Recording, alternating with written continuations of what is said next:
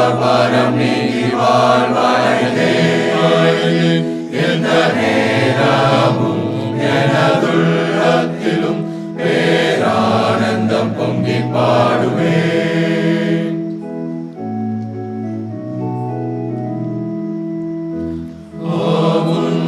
நல்ல நாமத்தை நான் நம்பி சார்வதா நீ கைவிடியும் வேளையை காப்பிலே பாவியான். சிலுவை அன்னையில் நம்பி வந்து நிற்கையில் பாவபாரம் நீங்கி வாழ்வாயே. எந்த நேரமும் எனதுள்ளத்திலும் பேரானந்தம் பொங்கி பாடுவேன்.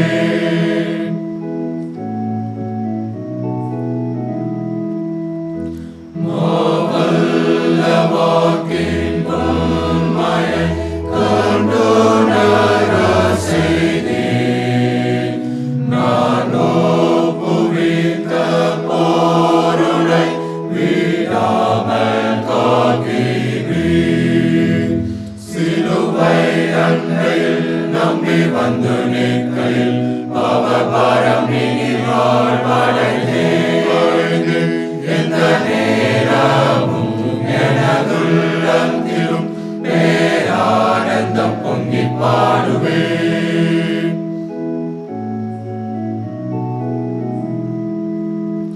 நீ மாட்சியோடு வருவீர் அப்போது கழிப்பேன். ஓர் வாசஸ்தலம் கொடுப்பி மேற்பார்க்கமடைவேன். சிலுவை அன்னையில் நம்பி வந்து நிற்கையில் பாவபாரம் நீங்கி வாழ்வாயே. எந்த நேரமும் எனதுள்ளத்திலும் பேரானந்தம் பொங்கி பாடுவேன். கிறிஸ்துவுக்குள் பிரியமானவர்களே, காமா ஊழியங்கள் வழங்கும் மனமகிழ்ச்சியின் நேரம் என்ற இந்த நிகழ்ச்சிக்கு உங்களை அன்புடன் வரவேற்கிறேன். லூக்கா எழுதின சுவிசேஷத்தின் 13ஆம் அதிகாரத்தின் 16ஆம் வசனத்தில் ஆண்டவராகிய கர்த்தர் ஒரு வார்த்தையை சொல்லுவார். இதோ சாத்தான் 18 வருஷமாய் கட்டியிருந்த ஆபிரகாமின் குமாரத்தியாகிய இவளை இந்த ஓய்வு நாளில் கட்டவிழ்த்து விட வேண்டியதில்லையா என்று ஒரு கேள்வியை கேட்பார். என் ஆண்டவராகிய கர்த்தர் நம்முடைய கட்டுகளை விடுதலையாக்குகிற ஆண்டவராக இருக்கிறார். பாருங்கள், ஒரு அடிமைத்தனம் என்பது எவ்வளவு வேதனையான ஒரு காரியம். சமீபத்தில் நான் வடகொரிய தேசத்தை பார்த்து அதிகமான செய்திகளை நான் கேள்விப்பட்டு கொண்டிருந்தேன். அங்குள்ள மக்களுக்கு சரியான சுதந்திரம் இல்லை. சாதாரண தவறுகளுக்கு கூட மிக கொடிதான தண்டனையை கொடுக்கிறார்களாம். இப்படி அநேக செய்திகளை நான் கேள்விப்பட்டு கொண்டிருந்தேன். அந்த நாட்டிலிருந்து அநேகர் வெளியே வர வேண்டும் என்று விரும்புகிறார்கள், ஆனால் முடியவில்லை. பாருங்கள், அப்படிதான் அடிமைத்தனம் அவ்வளவு கொடிதான ஒரு காரியம். நம்முடைய வாழ்க்கையிலும் அநேக நேரங்களில் வியாதி நம்மை அடிமைப்படுத்துகிறது, கடன் பிரச்சனைகள் நம்மை அடிமைப்படுத்துகிறது, பாவம் நம்மை அடிமைப்படுத்துகிறது. ஆனால் ஆண்டவராகிய கர்த்தர் இன்றைக்கு சொல்லுகிறார், நம்முடைய கட்டுகளை எல்லாம் அவர் அவிழ்த்து விடுகிற தேவனாக இருக்கிறார். அவர் விடுதலை செய்கிற தேவனாக இருக்கிறார். அவர் உங்களையும் என்னையும் விடுதலை செய்கிறார். இந்த குறிப்பிட்ட அதிகாரத்தில் ஆண்டவராகிய கர்த்தர் ஒரு வியாதியடைந்த ஒரு பெண்ணை விடுதலை செய்வதை பார்க்க முடியும். என் ஆண்டவராகிய கர்த்தர் உங்களை விடுவிக்கிற தேவனாக இருக்கிறார். இந்த சம்பவத்தில் ஆண்டவராகிய கர்த்தர் எதிலிருந்தெல்லாம் நம்மை விடுவிக்கிறார் அல்லது எதிலிருந்தெல்லாம் நாம் விடுதலை பெற வேண்டும் என்பதை 3 காரியங்களை சுருக்கமாக தியானிக்க போகிறோம்.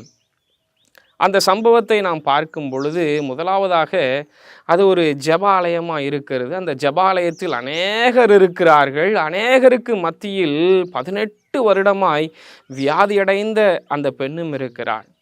வியாதியடைந்த அந்த தாயாரும் இருக்கிறார். எல்லாரும் ஆண்டவரை ஆராதித்து கொண்டிருக்கிறார்கள். ஆண்டவருடைய ஆலயத்தில் ஆண்டவரை ஆராதிக்கிற பணியை எல்லாரும் செய்து கொண்டிருக்கிறார்கள்.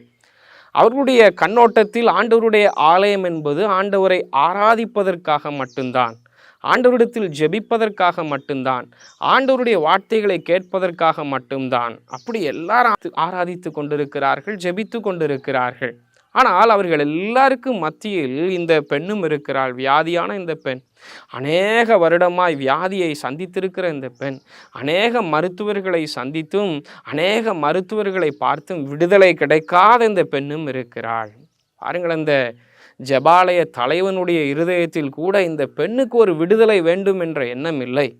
ஆண்டவருடைய வல்லமை வெளிப்பட வேண்டும் என்ற எண்ணம் இல்லை. அங்கு இருக்கிற அநேக மக்களுக்கும் சரி, ஆண்டவருடைய வல்லமை இந்த பெண்ணிடத்தில் வெளிப்பட வேண்டும். நாம் இருக்கிறது ஆண்டவருடைய ஆலயம், ஆண்டவருடைய வல்லமை இந்த இடத்தில் வெளிப்பட வேண்டும் என்ற எண்ணம் இல்லாதிருந்ததாம். பாருங்கள், இதுதான் முதலாவது அடிமைத்தனம். உங்கள் ஒவ்வொருவரையும், என்னையும் உங்களையும் அடிமைப்படுத்தி வைத்திருக்கிற முதலாவது காரியம் இதுதான். ஆண்டவருடைய பிரசனம் என்பது, ஆண்டவருடைய ஆலயம் என்பது, ஆண்டவருடைய வல்லமையை ருசிக்கிற இடம். ஆண்டவருடைய பிரசனத்தையும் அவருடைய மகத்துவமான வல்லமையையும் ருசிக்கிற இடம் என்பதை அநேக நேரத்தில் நாம் மறந்து விடுகிறோம் அல்லது மறுத்து விடுகிறோம். இதுதான் எங்களுக்குள்ளும் உங்களுக்குள்ளும் இருக்கிற முதலாவது ஒரு அடிமைத்தனம். இன்றைக்கு ஆண்டவருடைய பாதத்தில் ஒரு காரியத்தை நாம் கேட்க போகிறோம். ஆண்டவரே, உம்முடைய பிரசனம் என்பது, உம்முடைய வல்லமையை நாங்கள் ருசிக்கிற இடம்.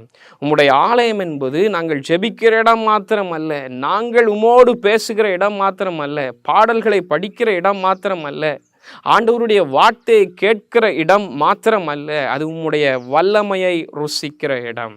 அந்த ஜெபாலயத்தில் யாரும் அதை கண்டுகொள்ளவில்லை. ஆண்டவருடைய வல்லமையை நாம் பெற்றுக்கொள்ள வேண்டும் என்ற ஒரு எண்ணம், ஆண்டவருடைய வல்லமை அந்த பெண்ணை சுகமாக்க வேண்டும் என்ற ஒரு எண்ணம் யாரிடத்திலும் இல்லையாம். இதுதான் முதலாவது அடிமைத்தனம். ஆண்டவராகிய கர்த்தர் இதிலிருந்து நம்மை விடுவிக்க விரும்புகிறார். எப்பொழுதெல்லாம் அவருடைய பிரசன்னத்தை தேடுகிறோமோ, எப்பொழுதெல்லாம் அவருடைய பாதத்தில் நாம் அமர்ந்திருக்கிறோமோ, அப்பொழுதெல்லாம் நீங்கள் ஒன்றை நினைவில் கொள்ளுங்கள், அவருடைய வல்லமை உங்களை சந்திக்கும்.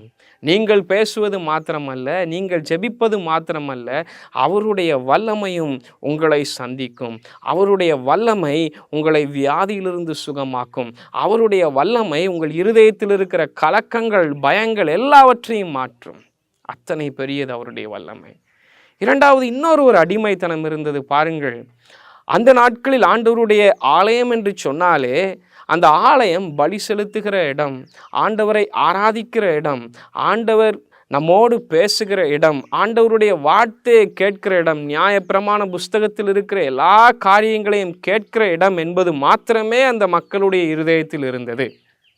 ஆனால் ஆண்டவர் அந்த நாளில் ஆலயத்திற்குள் பிரவேசித்து ஒரு பெரிய மாற்றத்தை உண்டு பண்ணுகிறார். ஒரு வியாதியடைந்த பெண்ணை சுகமாக்குகிறார். அந்த மக்களுடைய கண்ணோட்டத்தில் இது ஒரு பெரிய ஒரு மாற்றம். ஆனால் அந்த மாற்றத்தை ஏற்றுக்கொள்வதற்கு அந்த மக்களுடைய இருதயத்தில் ஒரு எண்ணம் இல்லை. ஆண்டவர் தருகிற மாற்றத்தை ஏற்றுக்கொள்ளுகிற மனப்பக்குவம் இல்லை. இது இரண்டாவது ஒரு அடிமைத்தனம். ஆண்டவருடைய ஆலயத்தில் சில காரியங்களை ஆண்டவர் மாற்ற விரும்பினார். இது இப்படி நடக்க வேண்டும் என்ற அந்த எண்ணத்திலிருந்து மக்களை விடுவிக்க விரும்பினார். ஆனால் மக்களுக்கு மனமில்லாத ஒரு சூழ்நிலை இருந்தது. இன்றைக்கும் பாருங்கள், ஆண்டவராகிய கர்த்தர் சில காரியங்களை நம்மிடத்தில் மாற்ற விரும்புகிறார். உங்களுடைய வாழ்க்கையில் சில காரியங்களை மாற்ற விரும்புகிறார். சில காரியங்கள் நீங்கள் நினைக்கிறீர்கள், என்னுடைய எண்ணத்தின்படியே நடக்க வேண்டும், இது எப்படி உலகத்தில் நடக்கிறதோ, இது எப்படி எல்லாருக்கும் நடக்கிறதோ அதே போலவே என்னுடைய வாழ்க்கையில் நடக்க வேண்டும், எல்லாம் சரியாக செல்ல வேண்டும், எல்லாம் நேராகவே செல்ல வேண்டும் என்று விரும்புகிறோம். ஒருவேளை மனித இயல்பின்படி இது நல்லதுதான், இதுதான் சரியானது. ஆனால் ஆண்டவராகிய கர்த்தர் தம்முடைய பிள்ளைகளின் வாழ்க்கையில் சில மாற்றங்களை செய்ய விரும்புகிறார். சில நேரங்களில் இந்த மாற்றம் ஆசீர்வாதமான மாற்றமாக இருக்கலாம், இன்னும் சில நேரங்களில் இந்த மாற்றம் கடினமான ஒரு பாதையாக இருக்கலாம். ஆனால் ஆண்டவருடைய பிள்ளைகளாகிய நாம் இந்த மாற்றத்தை ஏற்றுக்கொள்ள மனமுள்ளவர்களாக இருக்க வேண்டும். இது இரண்டாவது ஒரு அடிமைத்தனம். அநேக நேரத்தில் இந்த மாற்றத்தை நாம் விரும்புவதில்லை. ஆண்டவர் சில காரியங்களை மாற்றி அமைக்க விரும்பும் பொழுது, சில காரியங்களை மாற்றத்தில் கொண்டு வர நினைக்கும் பொழுது அதை விரும்பாத அல்லது அதை ஏற்றுக்கொள்ளாத மனமுடையவர்களாக இருக்கிறோம். சிந்தித்து பார்க்கலாம், ஆண்டவர் எதை மாற்ற விரும்புகிறார்? உங்களுடைய வாழ்க்கையில் சில காரியங்களை மாற்ற விரும்புகிறார். அதை அப்படியே ஏற்றுக்கொள்வது ஆண்டவர் விரும்புகிற ஒரு காரியம். இதில் நாம் விடுதலை அடைய வேண்டும், இந்த எண்ணத்தில் நாம் விடுதலை அடைய வேண்டும். மூன்றாவது பாருங்கள், இன்னொரு அடிமைத்தனம் அவர்களிடத்தில் இருந்ததாம். அந்த ஆலயத்தில் பாருங்கள், ஆண்டவர் அற்புதத்தை செய்தார். அந்த ஜெப ஆலயத்தில் ஆண்டவர் செய்த அற்புதத்தை அநேகர் பார்த்தனர். ஆனால் அந்த ஜெபாலயத்தில் 2 கூட்டம் இருந்ததாம். ஒரு கூட்டம் ஆண்டவர் செய்த அற்புதத்தை குறித்து, எப்படி இந்த அற்புதத்தை அவர் செய்தார், எப்படி இதை செய்திருக்க முடியும் என்று வெட்கப்பட்ட ஒரு கூட்டம். இன்னொரு கூட்டம் ஆண்டவர் செய்த அற்புதத்தை எண்ணி மகிழ்ச்சி அடைந்து ஆண்டவரை துதித்து மகிமைப்படுத்தின ஒரு கூட்டம். 2 மனநிலை உடையவர்களாக இருந்தனர். பாருங்கள், நாம் ஆண்டவரை தரிசிக்கிறோம், ஆண்டவருடைய ஆலயத்தில் இருக்கிறோம், ஆண்டவரை ஆராதிக்கிறோம். ஆனால் அநேக நேரங்களில் 2 மனமுடையவர்களாக இருக்கிறோம். ஆண்டவருடைய பிரசனத்தில் அமர்ந்திருக்கும் பொழுதே 2 மனநிலை உள்ளவர்களாக இருக்கிறோம். ஒரே நேரத்தில் செயல்படுகிறது. சில நேரத்தில் ஆண்டவரை துதிக்கிறோம், ஆண்டவரை மகிமைப்படுத்துகிறோம்.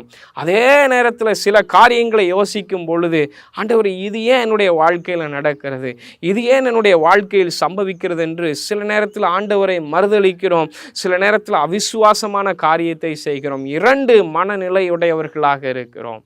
இதுவும் ஒரு அடிமைத்தனம். ஆண்டவர் உங்களுடைய வாழ்க்கையில் அற்புதத்தை செய்ய வேண்டும் என்றால் நம்முடைய இருதயத்தில் ஒரே மனநிலை உள்ளவர்களாக இருக்க வேண்டும். ஒன்றையே நாம் சிந்திக்க வேண்டும். என் ஆண்டவராகிய கர்த்தர் எனக்கு நல்லதையே செய்வார். என் ஆண்டவராகிய கர்த்தர் எனக்கு எதை செய்தாலும் அது நன்மையாகவே முடியும். இந்த ஒரே எண்ணம் இருக்கிறதா? இது ஒரு அடிமைத்தனம். இன்றைக்கு நம்மை சிந்தித்து பார்க்கலாம். இந்த நாளில் எப்படி என்னுடைய மனது இருக்கிறது, எப்படி நான் ஆண்டவரை தரிசித்து கொண்டிருக்கிறேன், 2 மனநிலை உள்ளவனாக தரிசித்து கொண்டிருக்கிறேனா, அல்லது ஒரே காரியத்தை நான் சிந்தித்து கொண்டிருக்கிறேனா? கண்களை மூடி செபிக்கலாம்.